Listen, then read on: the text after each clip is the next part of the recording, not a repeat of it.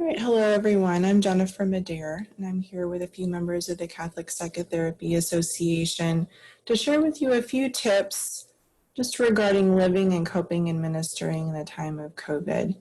We've noticed among our members and those that we serve that there's just a need, especially in the long-term coping in this situation. And so we hope that something about this episode will be helpful for you, especially maybe in resuming or maintaining engagement and connection with others. So in case you don't know, the Catholic Psychotherapy Association is a group of Catholic mental health professionals. And our mission is to really support development of psychological theory and mental health practice, which encompasses a full understanding of the human person from the perspective of the Catholic Church and Magisterium. And just for those of you who are watching, just want to make sure that we understand that what's presented today does not necessarily represent the perspective of the Catholic Psychotherapy Association. It's the perspective of our members from our clinical expertise, and it should be taken from the perspective of your life and your ministry. So according to your role, we ask that you filter through this through your wisdom and prudence and what applies to you and how that looks in your life or ethics and your code of practice. And so first off today, we have Dave McClow, who's going to share a little bit about connecting to have courage. Dave? Thank you, Jennifer. So I'm Dave McClow. I work for the Pastoral Solutions Institute, and I'm an author, I'm a speaker, and a pastoral counselor. And I worked over 30 years in the field and done that with individuals and family, especially around anxiety and depression. So that's me just a little bit. So I have this idea, that trying to move it forward, that we need to connect to have courage. And this comes out of attachment theory, but I talk to high school students to illustrate this. And I come in with this ball and I say, what is it? And they tell me it's a ball. Well, what can you tell me about it? It's round, it's blue. And they kind of peter out. And I say, yeah, you can't tell me much until we know how it's going to be used. And I say, the ball is going to be your teacher today. And it's going to teach you about the deep mysteries of life, of relationships, marriage, and the Trinity. So I like to go big. Then I take the ball and I throw it to a kid. He throws it back. He throws it to me. He throws it back. And I ask him, well, what did you learn about the Trinity? And they get it. It's the giving and receiving. It's the extending and receiving.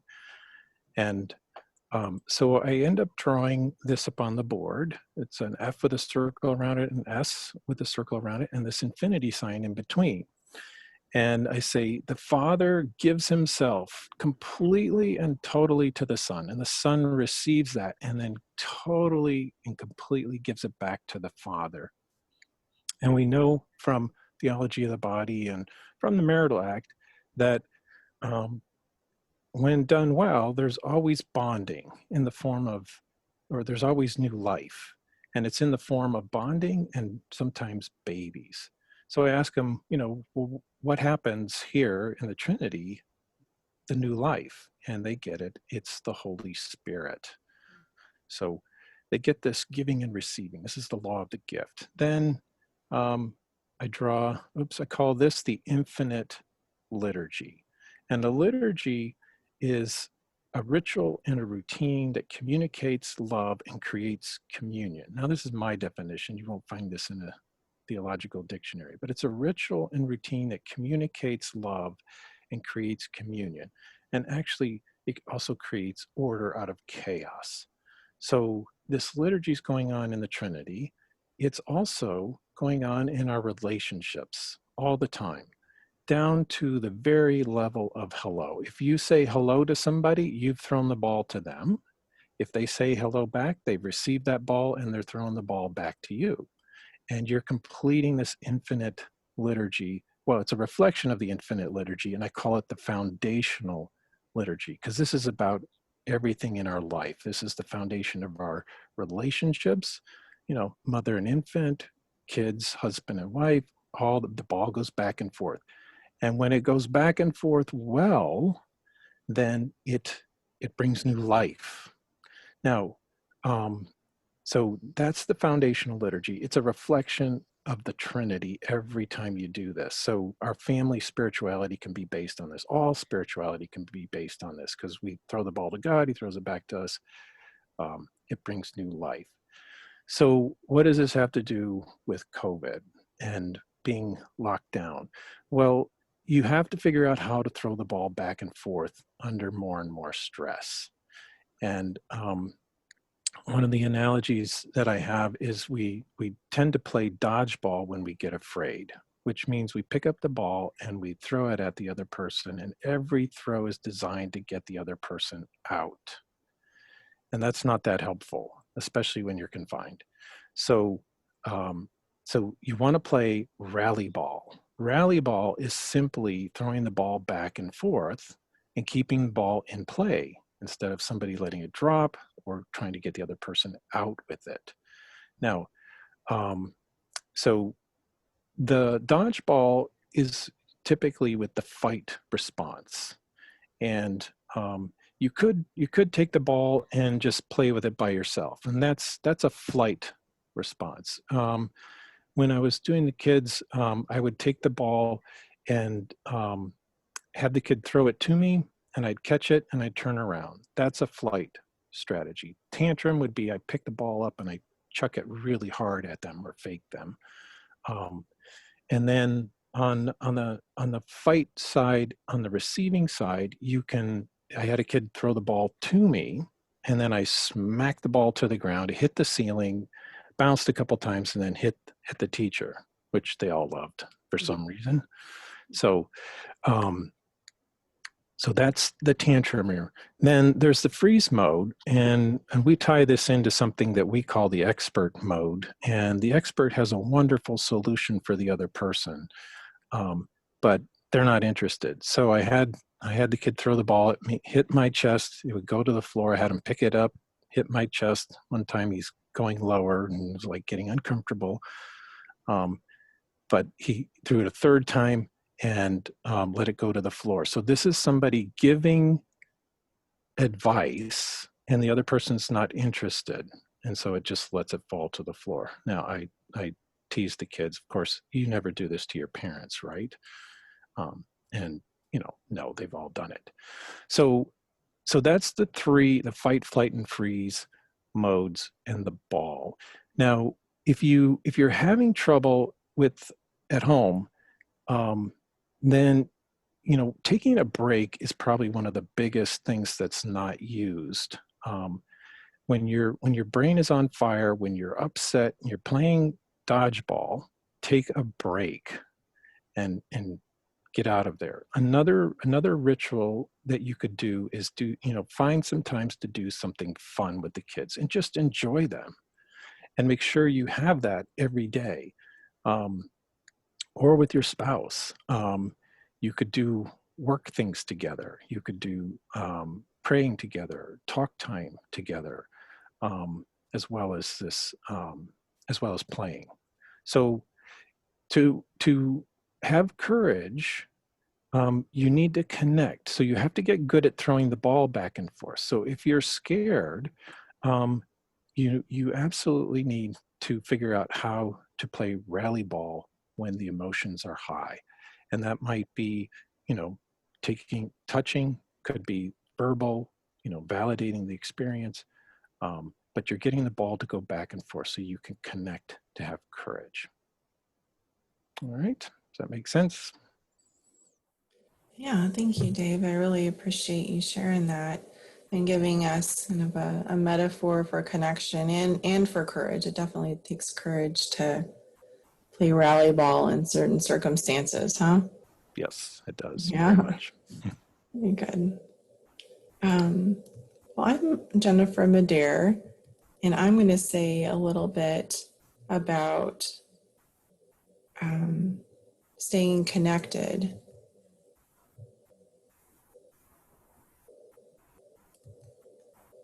Especially in the circumstances where there's distance and masks, and we're trying to stay engaged socially. I'm in private practice in Texas, and I work a lot with individuals who've experienced trauma, working to recover from the trauma that they've experienced. And so, a few thoughts that I had about just fostering connection during these times, very much like Rally Ball that Dave was talking about, is one thing that is really helpful to be aware of is FR behaviors, is what that's referred to in attachment research and attachment related therapy. And that's where someone is perceived as frightened or frightening, or perceives the other person to be frightened or frightening. And when I'm frightened or perceived as frightening, and I perceive the other person as frightened or frightening, that connection, that rally ball is interrupted. Most often there's disconnection or even conflict that happens there, and that definitely doesn't help us to stay engaged and connected in a helpful and healthy way. It might actually really stir up our anxiety or other things that we struggle with if there's perception of frightened or frightening going on. And that can certainly happen, especially when we're asked to distance, when people are wearing face coverings, people trying to be courteous or safe in our current circumstances could be perceived as frightened or as frightening by others. And so it takes a lot of energy and intentionality, perhaps, to overcome that. Perhaps some of you have already encountered that. For example, if we don't have the ability to read each other's facial expressions, we might find ourselves in awkward situations with strangers if we venture out to the store and we're both wearing face coverings. As someone the other day say, we really need blinkers more than usual in our shopping carts, right? Because we can't read people's facial expressions, and if we're not speaking loudly enough, we might not understand each other. So using humor, such as the blinker, or expressions of our eyes or our body or our voice more intentionally, can help us to engage and help us to not be perceived as frightened or frightening in the process of maybe respecting other people's space. So think of how you use your eyes and your body and your voice intentionally. Maybe it's waving to someone, or raising your eyebrows, or saying it's really good to see you in a little bit more emphatic tone than you might if your half of your face wasn't covered. Can be one way to mitigate some of those factors. Another phrase I'd just like to offer, I've heard this from a couple of my colleagues in trauma therapy world, is perhaps considering the phrase physical distancing instead of social distancing. Just to remind ourselves that we're not trying to distance from relationship. We're trying to distance from physical proximity and what could come from physical proximity in terms of contagion. And so that if it fits for your family or your organization, you might consider that phrase to help to drive home and remind ourselves that we're trying to remain physically distant when necessary, not socially distant, and try to connect in those other ways that I talked about a moment ago. So consider that as you try to engage with others in that rally ball analogy in your interactions in the coming days and weeks. And with that, I'd like to hand it over to Kathy Didion, who's going to say something about hope and endurance in this long-term coping situation. Kathy? Thank you, Jennifer. I'm Kathy Didion. As Jennifer said, I'm in Ohio and I'm a licensed clinical counselor. I have a private practice that I've been doing full time for the last few years, and I've been in the field for 25, 30 years. Love being involved with the CPA, and I'm currently serving as a regional rep for Ohio. And I did choose to talk about hope and endurance today. I think primarily because what I'm experiencing in my discussions with people, my sessions, just life, myself, whatever, that we're in a time period now with COVID where I was referring to just recently and talking about it is that it's hard to rally. And we seem to have this rally theme going tonight sort of unintentionally. But, you know, in the early months of COVID, I'm sure you experienced it in your areas too, but I know like in our diocese, there was all kinds of creative juices flowing and fun things happening on the internet and, you know, spiritual things we hadn't done before, late night rosaries with some of our favorite priests, you know, parish staff and priests doing funny skits. And, you know, there was a sense of rally that we're, you know, we don't like this, but we're getting through this and we're doing this tough stuff. Well, we're kind of at a place where, you know, nobody expected that we'd be in this long. You know, we didn't know we were in this for the long haul. We didn't have a way to mentally prepare, to emotionally prepare. We didn't know that we were going to be experiencing as many losses and grief, you know, that we are experiencing, you know, from missing weddings and graduations and baptisms to economical, and I don't have to name them all, but just to say, you know, we could do a whole tip on grief and loss, but just to mention and the understanding that this is a particularly unique time where we're experiencing, you know, prolonged grief, sort of repetitive readjustments to grief with no real end in sight, no real GPS on this thing.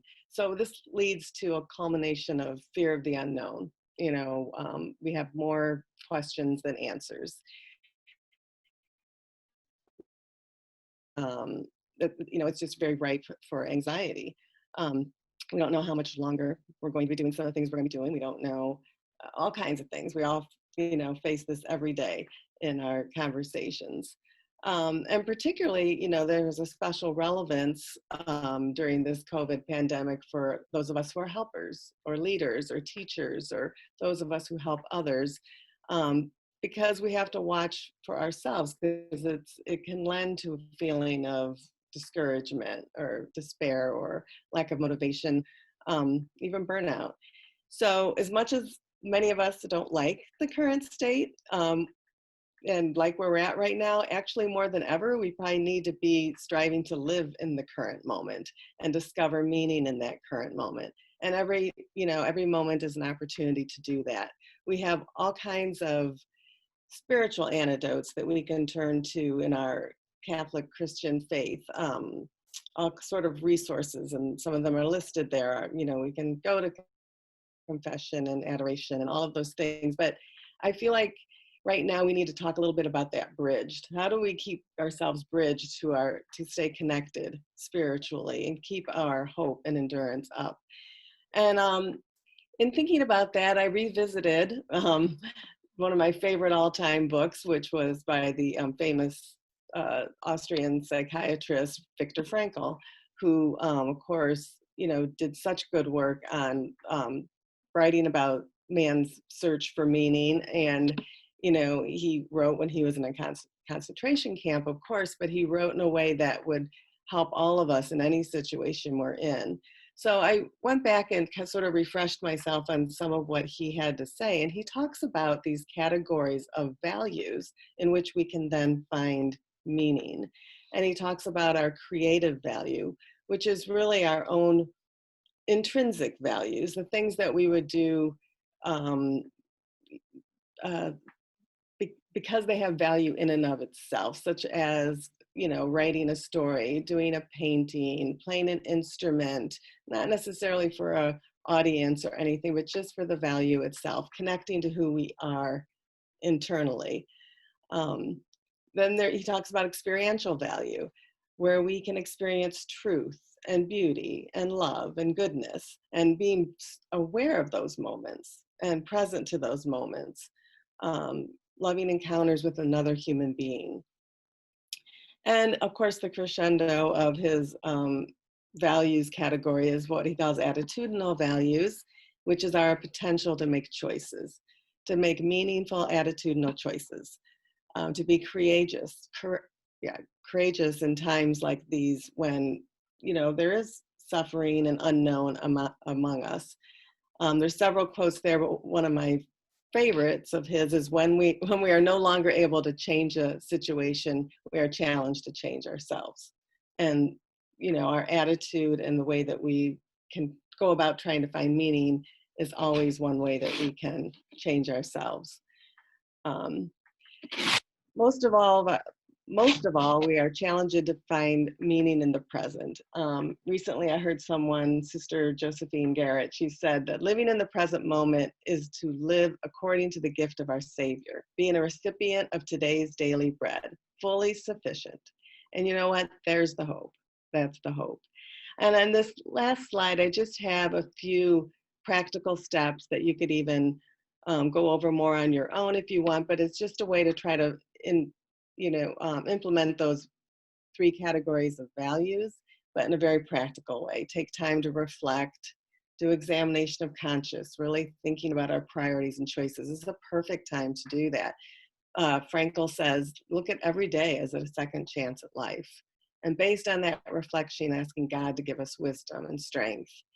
And then to respond to what we've gained from doing those 2 exercises and challenging ourselves to live within that gift of our daily bread. Excuse me. So in summary, you know, I would just like to propose that, you know, finding value will give us meaning. Meaning gives us hope. Hope gives us renewed endurance, and endurance can give us will and motivation, particularly in these times. Thank you. Thank you, Kathy. Absolutely. So if you didn't find this video at catholicpsychotherapy.org, you can learn more about our organization or our upcoming conference in 2021 at our website. I hope that God blesses you and your work and your life. And we ask especially the intercession of our Mother of Good Counsel to pray for us. God bless. God bless.